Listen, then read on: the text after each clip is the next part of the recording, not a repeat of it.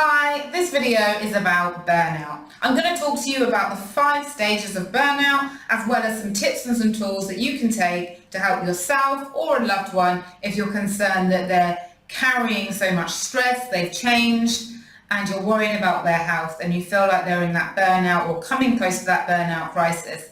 Before we get started, it's not just workaholism that can lead to burnout. It's not just working. It is also sometimes being parenthood.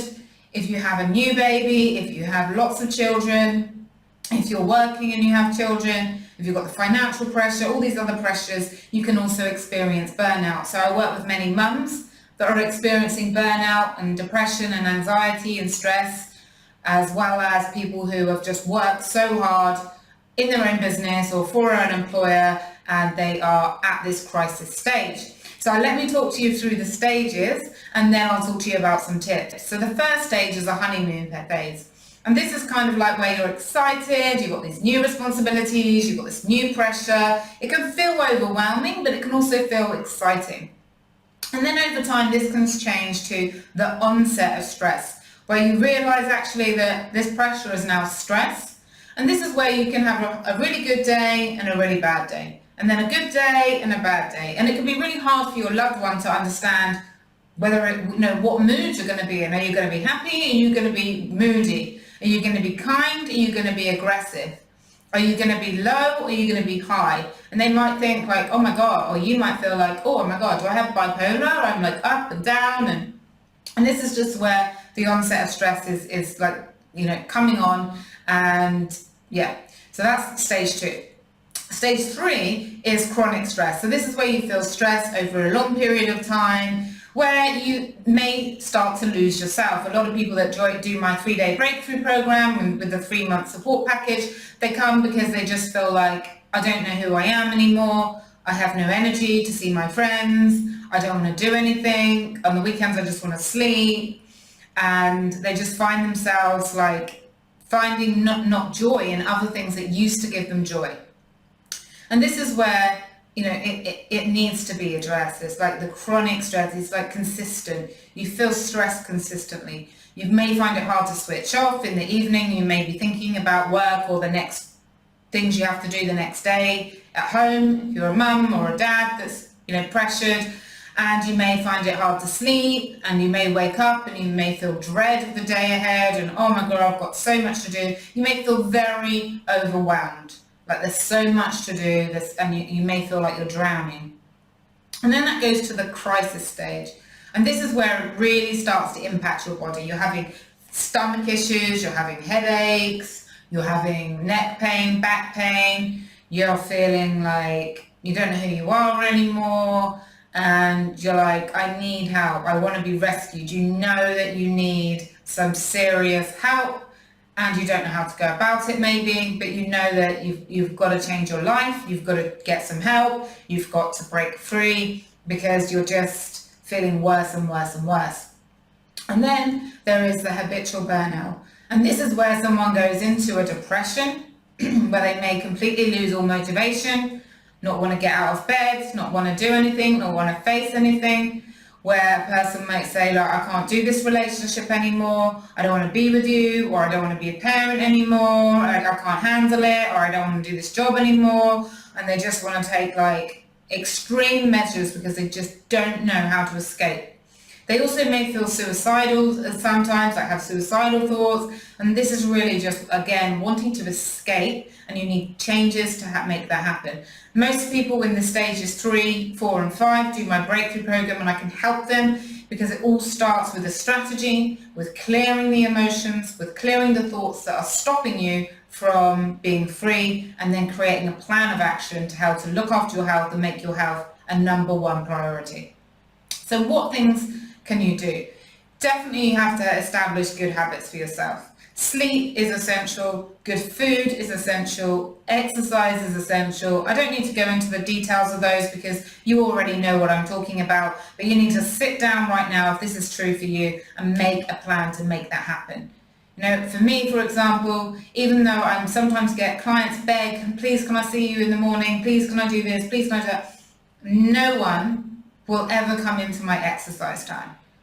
No one I'll ever stay up like really late at night so I can do sessions. No. I have to have my sleep routine and I have to have my exercise routine. And I always eat healthy because it's what makes me feel good. So establishing those good habits is essential. And then saying no. Saying no is saying yes to yourself. How often do you say no to people? It's very important to make sure that you are setting healthy boundaries and saying like, you know, I would love to help you if I can, let me check.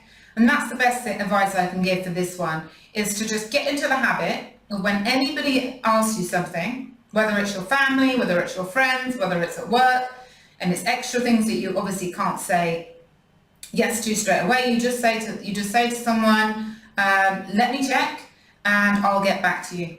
Let me check with the person, let me just check my schedule, let me just look into it. And then you take that time, at least 24 hours, you feel into it, you feel, is it going to be good for me to do this thing for that person? Is it going to be good for me to do this? Or do I need to say no? In the work situation, you may feel like you can't say no. And for this, you may say, look, I can do this. However, I've got this, this, and this. So do you want me to do that as a priority, or would you rather that I, let this go, or I'm going to be able to do that for you, but it's not going to be able to be done for another 10 days. You just set the expectations, or you ask them, okay, this might take a bit longer then. You need to be able to communicate that. And then time to recharge, making sure that you are taking charge. So if you get one thing from this video, please remember this, that self-care is not a reward. Time off is not a reward. It's an essential need. It's an essential requirement. I used to fall into the trap thinking, okay, time off for me is a reward. No, you have to always have consistent time off, breaks to recharge. It should be seen as just as important as getting the work done, getting your household chores done, looking after children if you have children, and so does your time off. And then sleep, as I mentioned, sleep, very important. And then redirecting negative thoughts. So unfortunately, when we feel stressed, when we feel tired, when we feel low energy, low mood, our negative thoughts can just get more and more repetitive. And they can even drain us anymore. If you wake up and you feel like, oh my God, I'm trapped, I'm stuck, I have no energy, I can't do this, I can't do that, you're going to get more and more stuck. So it's so important to make sure that you're changing the negative thoughts.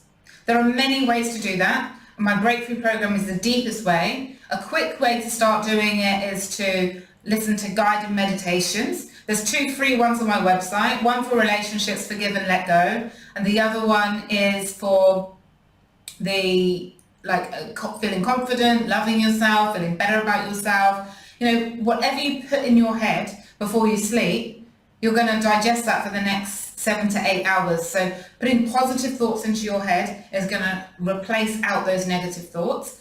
And also asking yourself, okay, I've got these negative thoughts, what am I doing about it? What actions am I taking?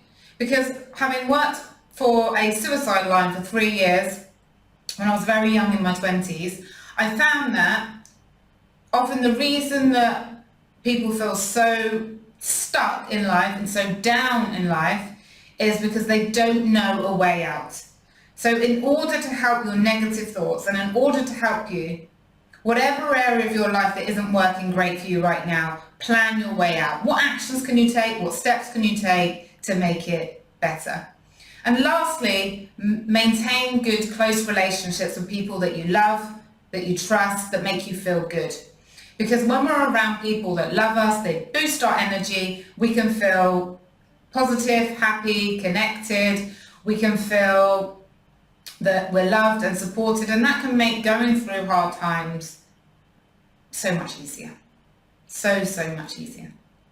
So from my heart to yours, wishing you an amazing evening or day ahead whenever you're listening to this. If you'd like to find out more about working with me, go to my website, nicolabeer.com. And please do, if you've liked this video, like it, give a comment. I'd love to interact with you further. Bye.